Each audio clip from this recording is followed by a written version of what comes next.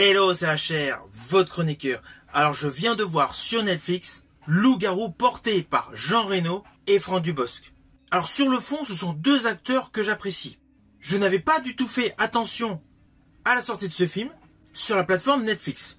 J'ai vu ici et là des appréciations, des commentaires assez néfastes concernant ce film.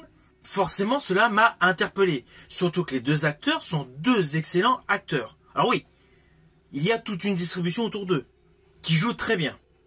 Ainsi donc, le fait d'avoir vu de mauvaises critiques, je me suis dit, bon, il y a peut-être eu un loupé sur le plan scénaristique, sur le plan visuel. Aussitôt, j'ai été voir ce film, qui est actuellement donc sur Netflix. Alors oui, le pitch de base, c'est l'adaptation du jeu Loup-garou. Nous avons donc Franck Dubosc en père de famille, une famille recomposée, qui a de surcroît un père atteint d'Alzheimer, interprété par Jean Reno. Donc, il s'installe à jouer, la partie ne se fait pas, et à la manière de Jumanji, on est vraiment dans le même style, il se retrouve à l'époque médiévale. Alors même si sur le fond l'histoire est assez simple, l'histoire est cohérente. Et elle colle parfaitement avec l'histoire du jeu. Ce film Loup-garou réalisé par François Uzan est parfaitement réalisé. Il n'y a pas de cassure de rythme, les effets spéciaux sont bons. Je rajouterais même que le côté effets spéciaux que j'ai préféré se situe vers la fin du film, au cœur d'une église, autour du personnage de la sorcière.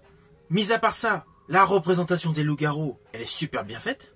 Et tout le travail de décor effectué dans ce film vous permet d'avoir une réelle immersion dans une époque médiévale. À cela s'ajoute un score composé par Guillaume Roussel qui est parfaitement adapté. Et toujours niveau musique, il y a une chose que j'ai particulièrement aimé dans ce film, c'est les adaptations de tubes cultes de Balavoine, de Johnny Hallyday, de Jean-Jacques Goldman, adaptés à des situations cocasses au cœur de ce film. Ce principe incorporé dans ce film est selon moi une réelle innovation. Selon moi, ce film est une réussite. C'est un film à découvrir sur Netflix. C'est un film qui est radicalement une version française de Jumanji.